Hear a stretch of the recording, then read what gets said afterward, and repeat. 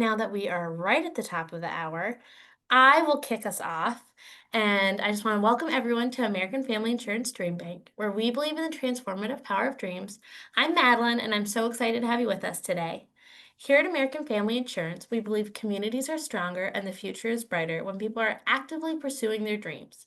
That's why we created Dream Bank, an inspirational community destination and digital experience dedicated to dreamers everywhere. From our daily event series to immersive signature programs, there's something for every dreamer. Our always free offerings are designed to help you celebrate your dream journey, overcome obstacles, and stay motivated. Now, I'd like to introduce you to today's speaker. Ashley Hines is the founder of The Tailored Life, where she helps clients create organized, intentional homes that support their lives, their overall well being and their lives. Her expertise has been featured in Apartment Therapy, Good Housekeeping, and Real Simple, and more. She currently serves as a brand ambassador for the Container Store and Lowe's Creator Program. With her background as a corporate executive, business owner, and community leader, Ashley is passionate about showing others how an organized life can be a powerful form of self-care. All right, take it away. Thank you so much, Madeline. And hello, everyone. I am so delighted to be with you today and just love every time I can connect with the Dream Bank. So thank you all for having me. Again, Ashley Hines, founder and CEO of The Tailored Life.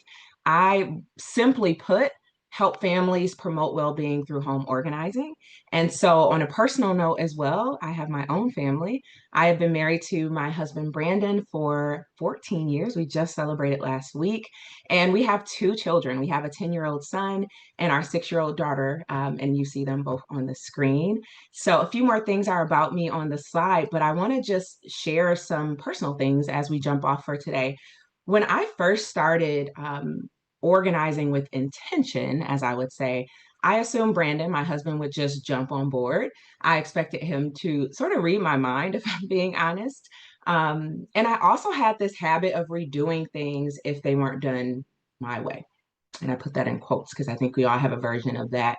And the result is I was exhausted, I was resentful, and I was carrying the burden alone.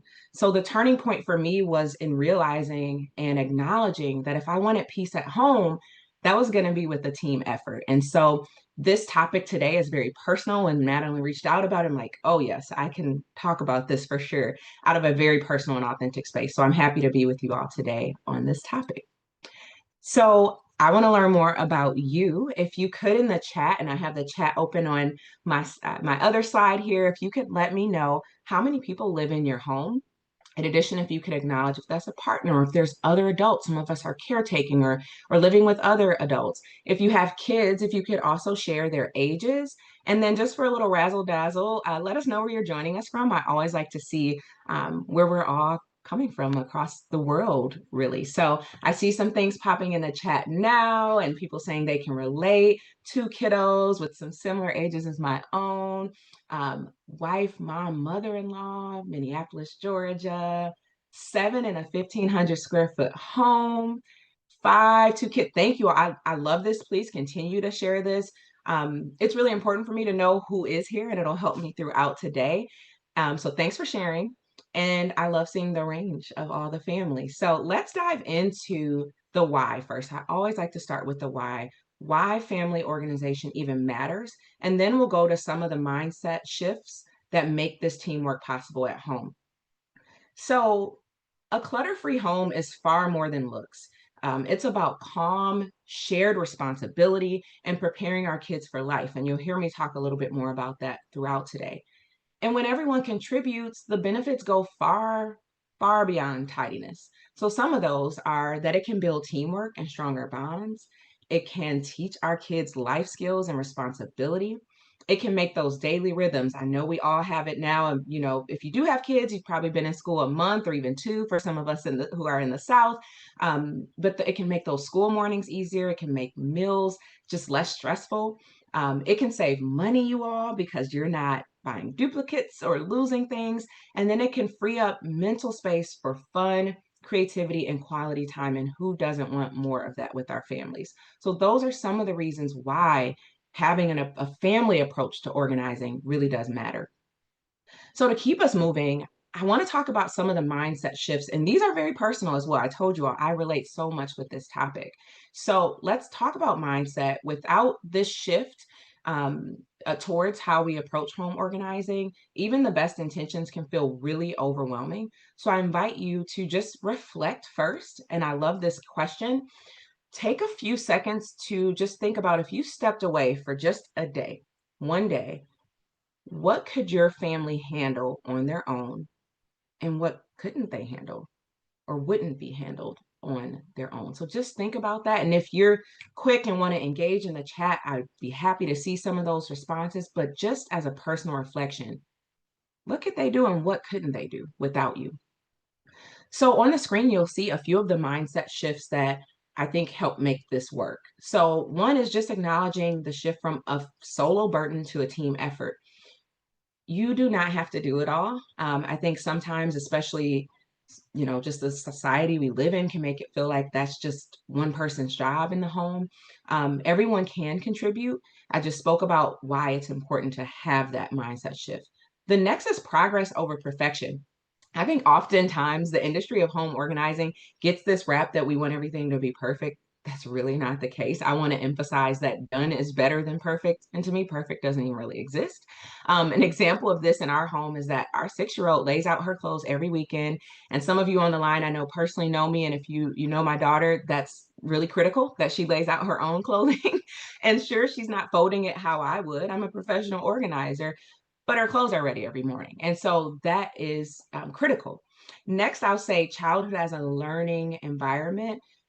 We are raising adults. If you have children in your home, I want to be clear here. I look at tasks as opportunities for growth, not just chores. So I remind myself often, again, I'm raising adults, not just kids. I want them to have a full, meaningful childhood while also making sure that I'm equipping them with what it takes to live life, and learning those life skills is vital. Next is that organizing is well-being, not just aesthetics. Of course, if you know me and you know my brand, I want it to look good, but that's not the top priority. A home that functions reduces stress and frees mental space for what matters most. And then the final mindset shift I want to talk about is letting go of control and empowering others. So here's a quick story that grounds me in this approach.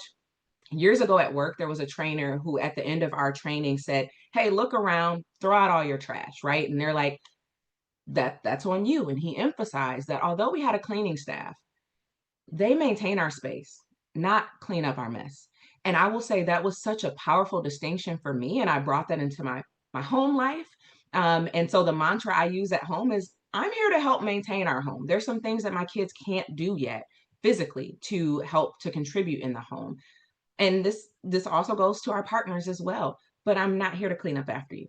And so I've learned that my role is to guide and create the conditions for my family to take responsibility. And sometimes these simple phrases can really help, so that everyone feels empowered in our home. I'll breeze through this just to say, in addition to the mindset shifts, there's a few pillars that I have found to be vital. And the first one is communication. You'll see this as a thread. Everyone needs to know the plan. You cannot assume that your partner or your kids or anyone else living in your home is just going to get with it or read your mind. An example here that's salient is I was a resident assistant throughout college. And before we would bring strangers together to live in a room, they would sign a roommate agreement. And I think this is a really good framework for being in our homes. And so that's one example of what that can look like to clarify those expectations. Next is systems, and I'm going to talk about this a little bit more later, but simple systems in particular, or rhythms that can help keep things running. So example, in my home, whenever I see a system is not working, I don't try to force it. I don't keep telling, oh, this needs to happen, this needs to happen. Is this still working for us? Or do we need to evolve this system or make it just simpler? So systems should function even on your family's worst day and make resetting really quick. And then finally, grace. Remember that done is better than perfect. You want to celebrate progress and independence over flawless execution. So these help to anchor those mindset shifts and allow you to make fundamental changes in your home. So I want to start now with some strategies. And the first one is partner alignment. So here, this strategy, it's really important that you align on vision before systems. And I think this was my own doing where I was jumping into creating a system and my partner wasn't aligned. He's like, what is going on? Right. So, one of the things you can do here is that each person writes down their top three priorities. What do you care most about in your home life? Is it less clutter? Is it smoother mornings? Do you want food to be easier? Whatever it is. And then you can compare that and find the overlap. Then you're creating a shared why. And some of the prompt questions could look like, what does an organized home feel like or look like to you? What spaces stress you out most? And how do you want your weekends to feel? Because ultimately, the beauty of this is that it frees you up to do more things that you enjoy. And so I will personally say in my home, my clutter threshold is way lower than my husband's, but we know that. And on some weeks, I appreciate it because I don't feel as pressured to have our home look a certain way. It's just going to take a lot more for him to be sort of bothered with our environment, and we have that agreement. Next is to define roles by strengths, not default. Again, I mentioned that societally there's some things that just kind of get put based on gender or what have you. And if you have a partner or another adult living in your home, instead of dividing the chores evenly, ask what works for our family right now. And that's going to change in every season. So assign those roles based on the strengths, the preferences, the capacity, not assumptions. My husband, just to give you an example, he manages most of the outdoor stuff. So that's like grass work, our vehicles, our garage. Our kids handle their bedrooms, their play areas, and then I handle most of the other spaces in between. But we do delegate. And so we share the kitchen. We delegate out our cleaning service in certain seasons. Actually, next week, I'm getting Factor for meals. And so we find ways to make sure that we are not, putting the load on any one of us. And then the final thing I would highlight here under partner alignment is regular check ins. So my husband and I hold a quick Wednesday business meeting. I'll be very candid with you all. We honestly don't always want to do it. But those 20 to 30 minutes or whatever we protect really does prevent future confusion. And it's become a small weekly win for us that keeps us aligned. So to kind of wrap up this portion, early on, I thought he would jump in, right? I'm like, oh, he'll get it. But what I actually found out is that nagging or redoing things didn't work, but expressing why I cared so much did work. And I told him that being in an organized space, what it did for me and my mental health. I told him the smoother mornings mattered to me, that we had more time together, and that we were modeling life skills for our kids. When I shared that why, and when he was all in, he could get behind that versus just, this bin, put this there sort of thing. So that shift really did change everything for us. So we're going to keep moving. I see things coming in the chat. So thank you for your engagement. Keep it coming. Once you have that alignment and that buy-in, the next step is creating simple systems.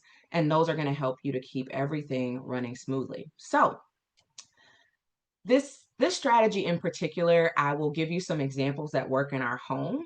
And I will say, I'll talk about it at the end. I have many more things I could share, but in 25 minutes, I had to be very thoughtful about what I wanted to leave you all with. But I'll have some more things if you choose to stay connected. But these simple frameworks make your day-to-day routines much easier and more consistent. I want to make a distinction here that we often throw around like routine and system. So a routine is just something you do repeatedly. So brushing your teeth, laying out a backpack, folding laundry, these happen regularly. They're flexible, but they are habit forming at the same time. Whereas the system is the structure that supports that routine. So making it easier to do those things. It's the scaffolding that really keeps our routines from falling apart. So examples in our own home, drop zone, we live by it. As soon as you come in, there's a space for keys, bags, shoes, all the essentials. I even things that you need when you run out. Like I'll notice my daughter didn't put on lotion, right? So lotion is by the back door. All of those things that just make the coming and goings of your life simpler. So we live by this drop zone. A shared family calendar or a command center. So technology really does help here. In our home, we use a shared Google Calendar. We also use Apple Family Sharing, and we depend a lot on AI these days as well. So ChatGPT or other similar tools can help you create schedules, lists, recipes, even plan out family trips. So these sorts of systems help us with the things that we need to be routine in our life. And then finally, one laundry routine. I really do stick to washing clothes every other day. It helps that they're small, manageable loads. Our kids can, it just reduces micromanaging and the morning chaos. So these are some examples of simple systems. And the magic is in keeping it simple. If you complicate it too much, your family will not be able to get with it. So small, clear systems that complement your routines and they make life easier for everyone. So I do want you to reflect here and feel free to add in the chat. What's one small system you could try this week to make your family routine smoother? And if you're already trying or doing a system, I'm assuming you all are already in the go. And this is, you came here today to hang out with me and look at maybe some unique tools, but pop it in the chat if there's something you're already using that you live by, or if there's something you want to try this week. So I see the drop zone, life changing, literally life changing. So keep popping it in the chat. I love seeing your engagement. So great. Now that we have the alignment and the systems in place, let's make organizing fun, y'all. Let's make it fun. So I know I'm a home organizer, so by default, I love these things, but there are opportunities to make it fun for people who don't just love it like me. First is music. Music has the power, and I'm a huge music person, but music has the power to really shift an environment. So choose a playlist. Our kids pick what they want to listen to when they're tidying up.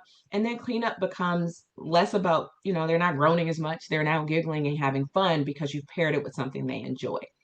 You can turn the chaos into, or the chores, excuse me, into chores and chaos, into mini challenges. My kids are competitive, both of them. And so we race to put toys away, or there's just small family friendly competitions that you can encourage. And then the last thing here is to habit stack. I'm sure a number of you have heard of, if you haven't read the Atomic Habits book, it's an incredible life-changing book. And one of the big tenets of this is to pick something that you don't like to do, put it with something that you already kind of naturally do. And so for us, an example is after dinner, everybody clears their plate. You like to eat, but we also need to put away our plates. So I hope that helps with how we can simplify and make it fun and all those things. So now that we've covered mindset, strategies, let's explore like some age appropriate and specific delegation, because I promised this that I wanted to talk more about this. So delegation matters because again, everyone can contribute, and the organization though and what they can do needs to grow with your kids and then the folks in your home, anyone in your home, adults as well. So with toddlers in particular, playful songs, cleanup games, that's the sweet spot. And really it's about them cleaning up after themselves, like just clean up your mess. With elementary kids, it can shift because now they can start to think beyond themselves. My kids both declutter now, and then you can start to give them other smaller responsibilities that contribute to the household. With teens, you're taking it up a notch. Independence, laundry, cooking skills. I will say again, using that RA example, I saw very front row what it looks like when young adults haven't been equipped with some of the things that they'll need in college and life beyond. So we really have to think about, they're not going to be with me in a few years. What do they need to live? And then with adults, of course, those realistic expectations, regular check ins, and then tasks based on strengths. So to give you an example from our own home, grocery delivery is a really great example here. Like many of you, I'm sure, during the pandemic, I really started to depend heavily on grocery delivery and I just didn't go back. So I order, our son brings it in. He brings the bags physically into the home. Our daughter takes the bags to the kitchen, and my husband puts everything away. This is an example of something where we all touch. It just works. It flows. Everyone knows their part. We don't even have to talk about it anymore. There's no reminders. And that just gives you an example of how everyone can contribute. So the mantra here for me is progress, not pressure. And I want to now just pull this all together into a simple action plan for you this week. I think sometimes we go to these talks and we hear this and we're like, well, what do I do? and how can I make a change? And so here we go. I am calling this the NAP plan because the acronym just worked out. So here are 3 steps that you can take this week. First is to notice. Notice how much you're doing currently. Just observe, pay attention to what's not working as well in particular. Next is to assign one simple task to each member of your family and create a mini agreement. Make it clear, doable, and consistent. Finally is to plan. Plan a mini family project. Do something fun. Add a theme to it. Keep it simple, keep it short, and celebrate that win. The NAP, of course, it worked out as an acronym, but it also lends itself or nods to you can rest and when your home works more smoothly. So think about this nap plan, the notice, assign, and plan when you are looking at how you can, a key takeaway from today. And that's how you build the momentum and without the overwhelm. So that was a lot in a short time. I want to pause. I want to check the chat, and I also want to offer time for questions because if you don't get your questions answered, it doesn't matter what I said. And so I want to see if there's any questions. Madeline, I don't know if you saw any come in through the chat while we were, but if you have questions, feel free to drop it in the chat. Come off mute. Let me know what you're thinking or what's on your mind. I see great advice. This is awesome. I do not see any questions. I definitely know that I wrote down the nap, especially with a toddler at home in my house. Oh, one just came in. How do you get your kids to do the task? Yeah. Okay. So this is a good one. And I think it sort of lends itself to if there's resistance. And so I think the biggest thing is, and I'll go back to the framework of communication, because similar to partners, you can't, you want there to be buy-in. You want there to be agency and autonomy in the process. So one of the things that I've done with my own children is talk about the values. I've absolutely talked to 6-year-old and 10-year-old about why this matters so much to me, that I want them to be, and I use this language, contributing members of society with my children. I want you to be equipped to live without me one day. Again, our kids are going to be adults longer than their children. And so much of that for me is making sure they also understand the why and the value behind it. But then you heard this, throughout today is keeping it simple. Is keep it simple so that it doesn't feel like this extra thing that they're doing, but it enhances something they already want to do. My kids want to play with their toys, right? Like they're kids, they get enjoyment out of it. Well, if your toys are everywhere or you're breaking them because you're stepping on them because they don't have a place, you actually can't enjoy them in the same way. So with small children, that's an angle, right? I would say, it has to be a different approach when you're talking about teenagers, perhaps. And I don't have a teenager yet. I do have a teenage nephew who's a joy. But I actually just decluttered with my nephew. He's almost 16. And for him, again, it's doing something that's important to him. Him having a smooth morning is important to him. He wants to get to school. So find what matters and join that together with what organizing can do to accelerate that. And I do have some more ideas around resistance that I'll add into the family guide that I mentioned. So more to come with that. I see a few other questions. How do you still make time for yourself, your husband, your kids, and your goals without getting burned out? And how do you balance it all? So you all saw me share. In addition to running my business for almost 5 years, I'm a healthcare executive. I'm involved in community and all these things. And I give so much credit first to God. I am a woman of faith, but also to being organized and living organized. This is the goal. Home organizing is not just to have you doing busy stuff or doing extra stuff. It is, here's what we want to do. We want more time. So then we want to reduce the amount of time we have to spend doing stuff at home. We want to make that where it just kind of runs more smoothly and it's not something that's sucking us of our energy, right? And so, admittedly, figuring this out and living organized is how I have more time with my husband and with my kids. My kids also, because we promote family organizing, it's not something that I'm doing isolated from them.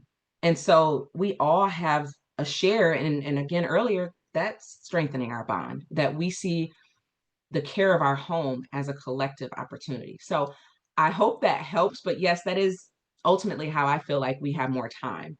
Um, any advice for older adults in getting rid of possessions and making things simple? Actually, tons of advice there. And Cindy, I'm happy to send you. I've done talks on sentimental items because admittedly our attachments to things vary, and often when you've lived longer you've had more things, an opportunity to have and accumulate more things, and so that's a very sensitive approach. I will say it's not a light switch, and so much of it is making sure that their voice is in that and they understand that the memories aren't being pulled from them with the physical items. And so I actually have full talks that I've done on that I can send to you as well as I have a sentimental clutter guide that can help you with that as well. I have 3 kids and a ton of toys. Don't I get it, Jennifer? How do you suggest organizing them or getting rid of them? So At this point in our lives, again, my kids help to declutter their toys. And admittedly, sometimes we actually just did this. There was a train set that I hadn't seen them touch, and I would say probably a year.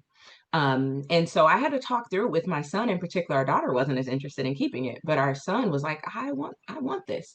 And so I said, well, honey, it's not something I've seen you playing with. So we talked through it. And I'm like, well, what are you concerned about? Like, if you release this to, and I let them know where it's going to other children, right, who can play with it and bring it to life. And he shared his concerns with me. And I was like, well, you have to be concerned about that because of this, right? And so sometimes it's just helping them to understand. Again, there is a trade-off, right? Like you're getting rid of this thing or releasing this thing, but you have these other things that now you can see better. Because what I've shared with my kids, if you have too much, you actually can't enjoy it all. And so, what are the things you most enjoy, and making sure that you can access those most easily? So, that's one example. I do have more tips. Again, with today being 30 minutes, I didn't lay it all out there, but I have tons more that I could share with you there. And then I'll take maybe one more question. Let's We see, had one or two one more questions. question come through the Q&A. Just home Oh, please. organization can be overwhelming. Where do you recommend we start? Yeah, so the start for me is with the conversation. Like, and again, I'll equip you all with a step-by-step guide, but the conversation, communication is vital. So even if it's just sitting down as a family and saying, hey, I want to do this home organizing thing. I want to do this. And so let's talk through it. And I just think that's so important. It's such a critical step. And sometimes we jump over it and you start doing things and people don't know what's going on. So that to me is where you start. And a conversation is low stakes, right? It's you live in the home with these folks. So you're not coming with a fully baked plan. You're saying, I want to do this and I want to co-create it together. And you'll see you'll get more buy-in. Because again, I told you all I made the mistake of jumping straight into to action on some things, right? And then I see a few other comments about allowances. We haven't started allowance either yet. Am I against it? No. We're going to be doing some chore chart type things and stuff in our coming years. I'm not against it at all. In the real world, you do get money for contributing and things like that. So do you have a session on organizing at work? I have some notes on it, but that's a good one. I'll say that's a good next step for me. There are other questions. I'll say this because I want to honor the time today. This is not the last time you can connect with me. And Madeline, I'll make sure I get the chat so hopefully I can follow up with folks. But I do want to honor your time today. We covered a lot in 20 or so minutes, but the main idea is super simple. Organizing is a home effort. Organizing at home is a team effort, excuse me. So we explored why it matters, reducing the stress, building life skills, strengthening bonds. We explored mindset shifts from solo burden to shared responsibility, progress over perfection, empowering others. And then we explored practical strategies, partner alignment, simple systems, making it fun. And we talked about delegation. Again, the key takeaway, small intentional steps can transform your home life. Even just one habit, you all, one habit, one system, one conversation this week creates that momentum. I began today with a story that I want to circle back to around exhaustion and control. And I also want to be clear, my home is not flawless, but it is peaceful. It is absolutely peaceful. And that's because everyone contributes. And for me, that's the win. So if you want more, I do want to honor your questions as well. Follow up with me. I'm available via email, via socials, mostly Instagram. And you can join my listserv, Tailored Thoughts, which I've sort of gave breadcrumbs throughout today. I am going to be sharing a family organizing starter guide with you all if you join that listserv in my next Tailored Thoughts newsletter. And we are right on time, Madeline. I want to yield the floor back to you for our close. But thank you all so much for being here today. And here's to building your own team tidy. So thank you, Madeline. Thank you everyone for showing up. I know I am excited to dig in and maybe redo my mudroom this weekend, so it actually like fits everyone. But one thing that I want to invite everyone back, please sign up for our Dream Summit is live. It's our one-day virtual conference, and we have some really fun keynotes. Mel Robbins is going to be a keynote along with the Scott brothers, and so I have put the link to sign up for that. And if you can't attend live, no worries. We do have recordings up for 30 days on the platform that you have to sign up for. But Dream Summit is live, and so we are excited to invite everyone for just a fun-filled day. But thank you and happy organizing, everyone. Yes. Bye.